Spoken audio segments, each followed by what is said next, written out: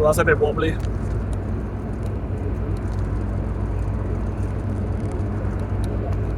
Wobbly, wobbly.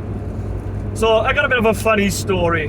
When I was buying this Fiesta that we currently are in, wobbly and mad, I was told that there was another bidder, and the guy offered £400. And that guy was Big Perm Customs. He's got like a garage or a sales company or something or other.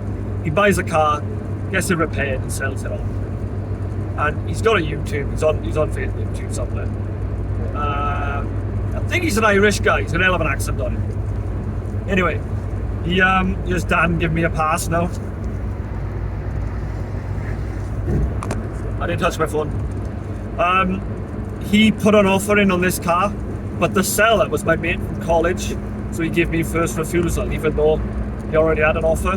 So he said, match the guy's offer, you can have it. And obviously I had it.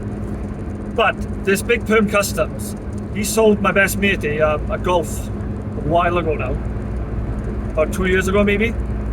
And it was a dodgy car because he tried to insure it and it wouldn't let him. Like apparently it was stolen and stuff because he couldn't tax it. Sorry, not insure it.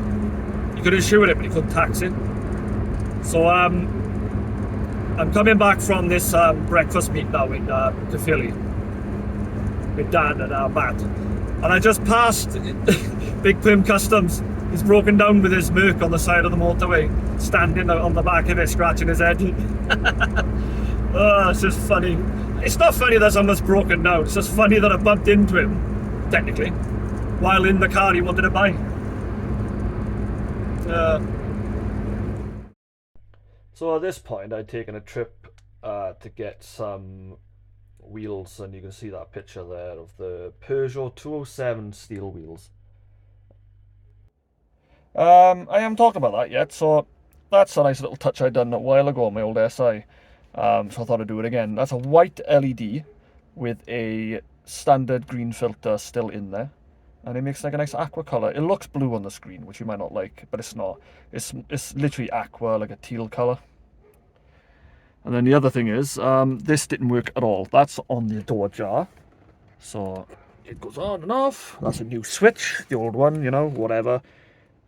So that works now. So that's great, because I haven't had no light, whatsoever. Even if I put it on always on, so it works now. Just had to take it out and grind with a little Dremel. It needed a bit of contact cleaning up. The next thing is down here I've fitted a underseat underseat sub.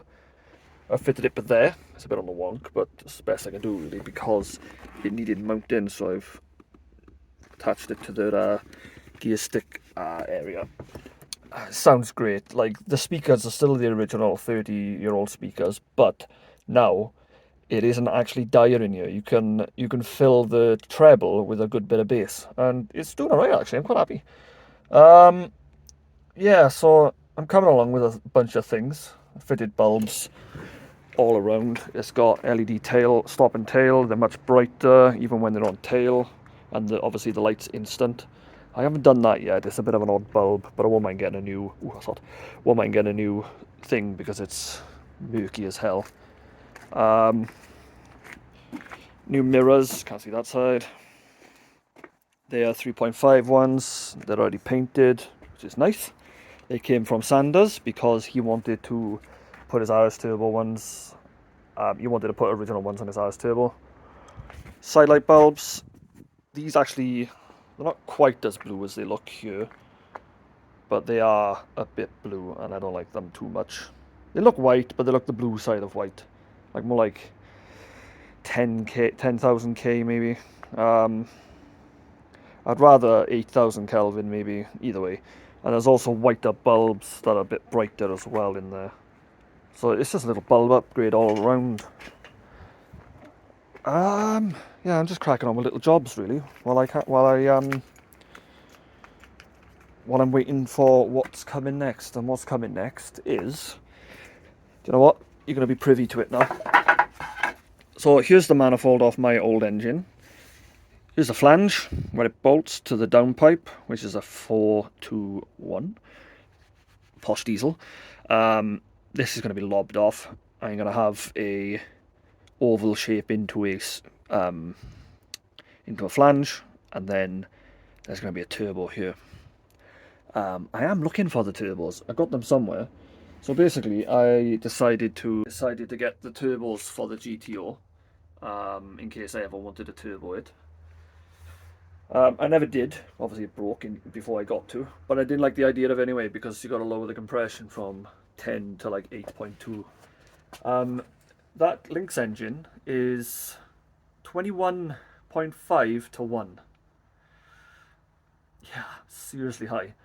But so's the turbo version, so there's no need to lower the compression or anything, because they are the same either way. So they just simply strap a turbo on. So I'm going to do the same, and that's what I'm going to use that manifold for. So the turbo I'm looking for is a TD04, I think it's a 9T. I don't think I got the 13T, which is what's available on the GTOs. The later ones were 13T. Mine's an import, so I think it's the turbos went with the car. Whatever they are. They can take 10, 12 PSI, fine, which I think is more than enough. And I'm going to attach it to that little intercooler. I'm going to put a screamer on it.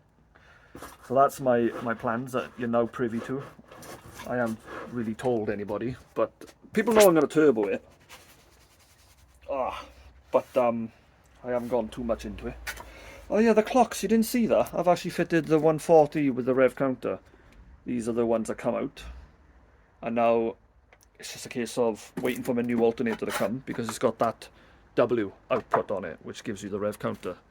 My alternator doesn't have that, so I'll have a rev counter soon as well. And I'm waiting for a speedo cable, because I don't know how fast I'm going at the minute, because the bloody thing snapped. Obviously 20 years in storage was too much for it to want to go back on the road, so I got no rev and no speedo.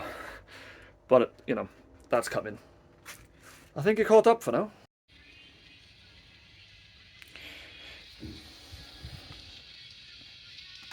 So at this point my speedo cable came.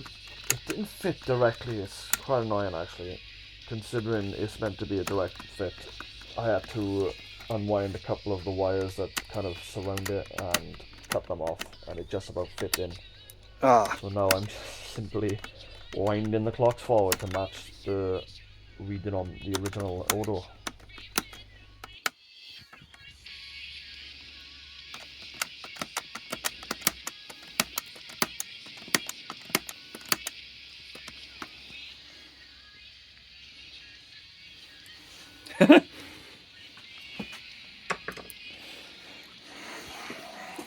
So I've done that. Rev counter still won't work. My alternator doesn't have an output for it, but there is one on its way. I've just replaced... where's that gone? I've just replaced the speedo drive, and I've lost my little... yeah, shit. I've lost the indicator icon.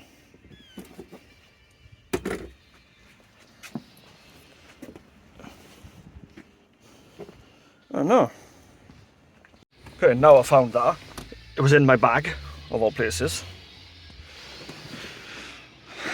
Now I can put it on.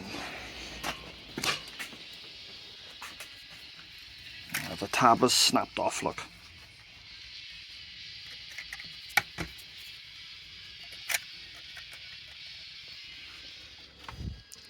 I haven't got any glue. Annoying, man.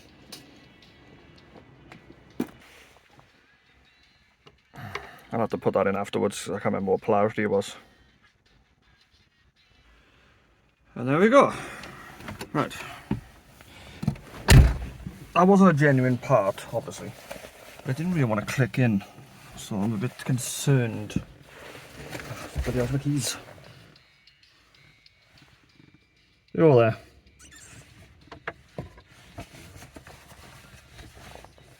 Nope, pocket. So let's hope this actually works, because I don't know.